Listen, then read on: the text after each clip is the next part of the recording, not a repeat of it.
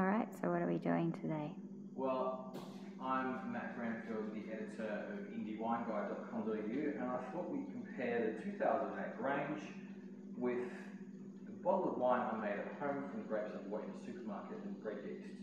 So, we'll do a tasting. This is the 2008 Penfolds Grange, probably considered one of the best wines ever made in the history of the world.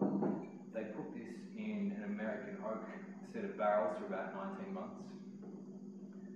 They get the grapes from the best vineyards in South Australia, which is usually kind of around the Barossa and McLaren Vale regions.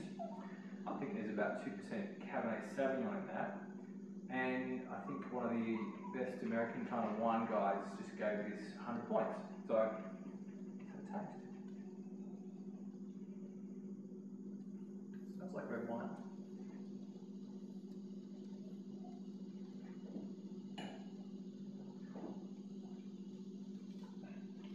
That's pretty good.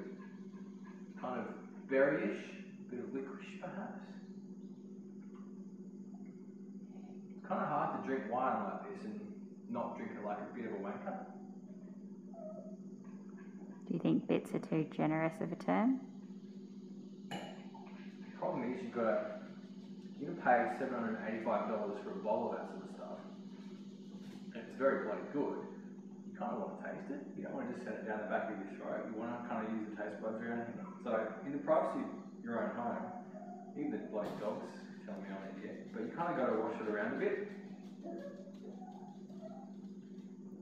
Given this is a video, and you can't kind of taste that at home, let's just presume that that probably is about a perfect wine. Is this just an excuse so you can get drunk at lunchtime? It's not lunchtime. Lunchtime was half an hour ago. What do you anticipate the major differences will be between what you've just had and what you're having now? What I think the major differences will be? Yeah. I probably poured too much actually. I'm expecting this to not be very good. So this was a 2013, I don't know what the grapes were, I bought them from Woolworths. I crushed them up in a saucepan, put some bread yeast in there, and put it out on the front steps in the sun for a couple of days.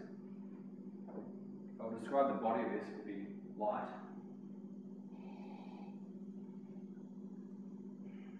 It smells kind of like supermarket grapes.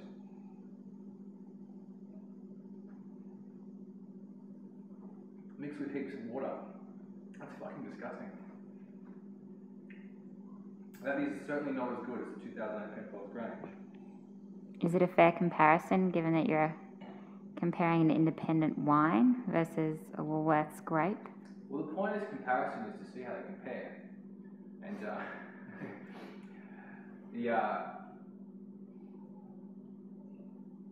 the point system I think wine critics use, where wines are rated from, well, presumably 0 to 100 points, I think is a bit flawed, because if that's a 100-point wine, this is kind of oxidized now. I've had that sitting out. We had a bit of that the other night when we had some friends over. I said, oh, I've made some wine. They weren't very impressed either. It's kind of like a nail polish smell to this. But anyway, look, that's got to be a 0. I'll finish this off anyway.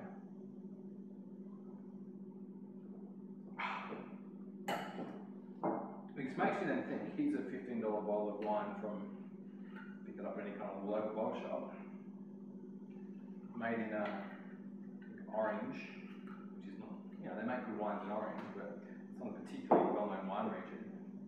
If that is, we'll call that 0 points, that's 100 points.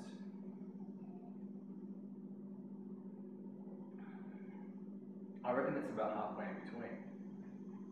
But if you read any kind of wine guide, other than indiewineguide.com.au, that'll be 87 points, 88 points. So I've actually got no idea why wines are rated. I suppose they're weighted, it's kind of heavy. Rated from 0 to 100, and there's a scale there. If the worst anyone ever gives a wine is 85, so that probably should be a 50. And that kind of concludes this tasting. So in summary, the 2008 Penfolds Grange, very good, almost perfect.